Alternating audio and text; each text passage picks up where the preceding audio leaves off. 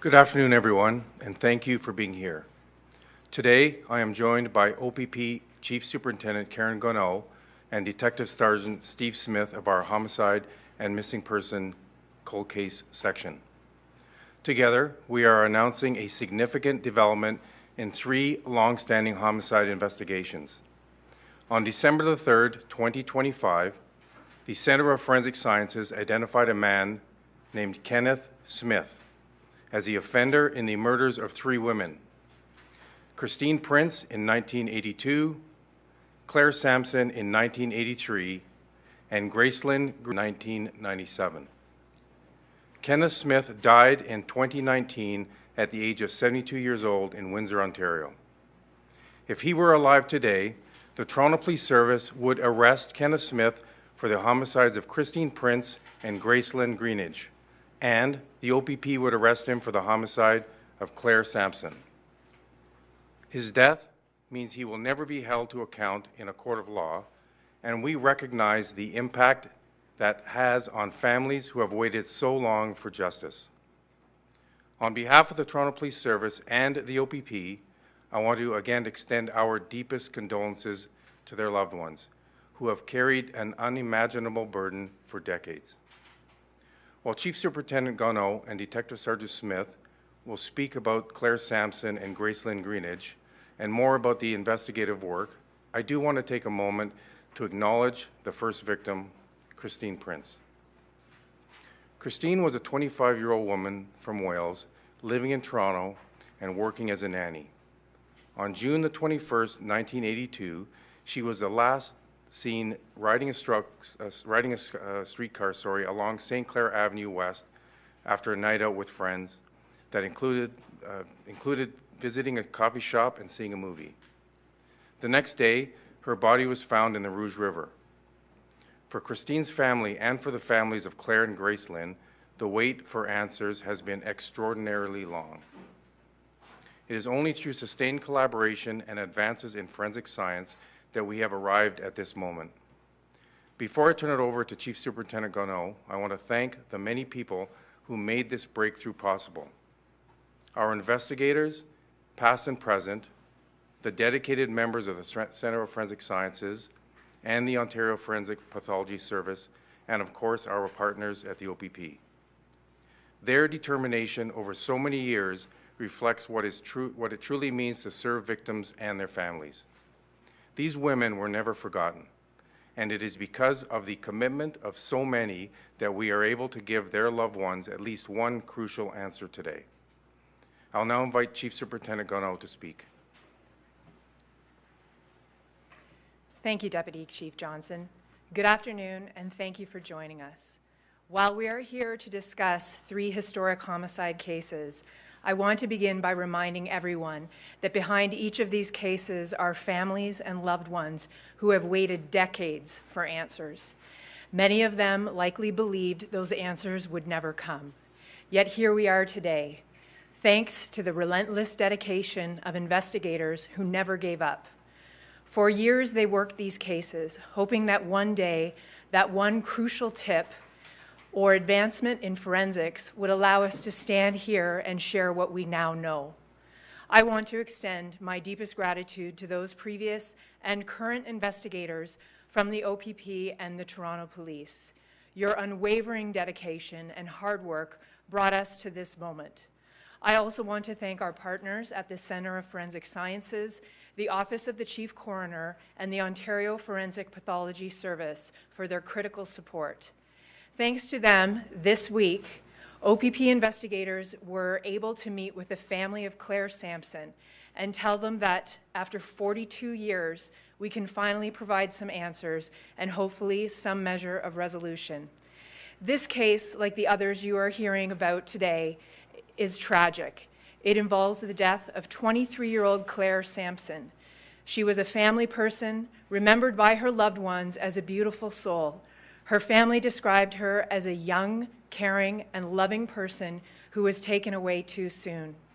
On September 2nd, 1983, Claire was discovered in a remote wooded area in Oro-Medonte, approximately 120 kilometers north of Toronto. An investigation began under the direction of the OPP's Criminal Investigation Branch. Police learned that Claire had sustained fatal gunshot wounds.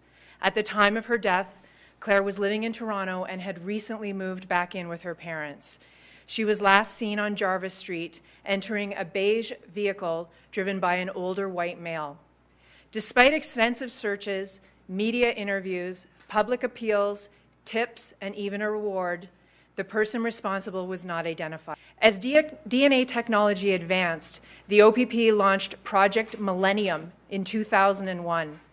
The goal was to review 17 unsolved homicides to determine whether modern forensic techniques could be applied and help move them forward. Claire's case was among them.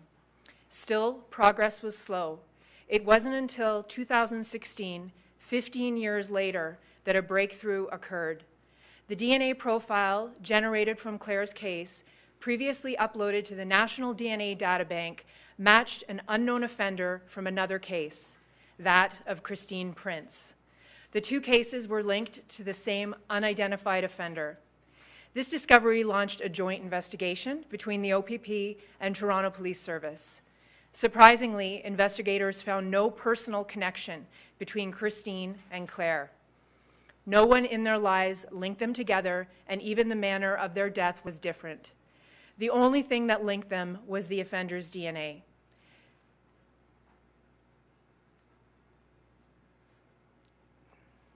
The story tragically continues. And although the accused is deceased and we are pleased that he was identified, this investigation does not end here. We know that there are unanswered questions, and we hope that anyone with information will come forward and help us complete the story. Ultimately, this case stands as a powerful reminder that while time may pass, our commitment to victims and their families does not fade. We will continue to pursue the truth, no matter how long it takes, because no victim will be forgotten and every family deserves answers. Thank you. Thank you, Chief Superintendent Gunno. I want to speak about the third victim in this series, Gracelyn Greenidge. On July 29, 1997, Gracelyn was found murdered in her apartment on Driftwood Avenue after she didn't report for her shift as a nursing assistant. A co-worker went to check on her and made the heartbreaking discovery Gracelyn was originally from Barbados, and earlier today we notified her family. After 27 years, they finally have an answer to who was responsible for her death. As Chief Gunno mentioned, it was in 2016 that a genetic link connected the homicides of Christine Prince and Claire Sampson to one unknown male offender. The next year, in 2017, the Center of Forensic Science determined that the same unknown male was responsible for all three homicides. Even then, however, the state of the samples and the technology available at the time limited how far we could advance the case. In 2022, we engaged Othram, a forensic genetic genealogy company, to apply emerging technologies to this investigation. In 2025, through that work, TPS investigators were able to identify close familial relatives of the offender. With that information, the Center of Forensic Science was then able to conduct the final comparison that led to the conclusive identification of Kenneth Smith. We know that Smith lived and worked across Toronto during the period of all three murders. He was born in South Porcupine, Ontario, and moved to Windsor in 2013. He was known to police and had a history of sexual assault. Based on the evidence we have today, we believe it is possible that there may be additional victims who have never been identified. For that reason, we are asking anyone who may have information about Kenneth Smith to contact police. Even details that may seem small could help us better understand the full extent of his actions. On behalf of our team, I want to thank the Center of Forensic Science, the Ontario Forensic Pathology Service, our partners at the OPP, and the many investigators past and present who refuse to let these women be forgotten. Their work made today's announcement possible. Thank you, and we'll now take questions. Kenneth Smith, was he ever looked at during the course of these investigations? No, he was never investigated during these investigations. But he committed other offenses. Had he been incarcerated? He had been incarcerated at least once before the first two murders and twice before Graceland's murder. Are you able to say exactly what the offenses were? I don't want to get too much into that as he's deceased, but there were sexually based offenses. Any indication why these women were targeted? Any pattern between them? No pattern, nothing to connect the women together. It seems to be crimes of opportunity more than anything. You have over 800 cold cases. How do you go about now potentially linking Kenneth Smith to the hundreds of cases that are unsolved? Well, we continue to resubmit property in all our cases to try to gain offender DNA. One of the things that we're going to need is to expand the capabilities of the Center of Forensic Science. We have a backlog of probably 64 cases there. If we can expand their ability to test our cold cases, we'll be able to make these connections much quicker. You have a huge timeline between the original two crimes, 1982, 1983, and then the next one in 1997. Is that why you're thinking there might have been other people who were also killed by this man in that time frame?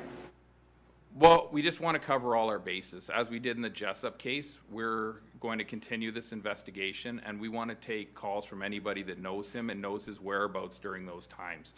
So anything that we can gather, anything that we can put together, anything that we can find out where he was, we can look for unsolved cases in those territories and see what we can do with that.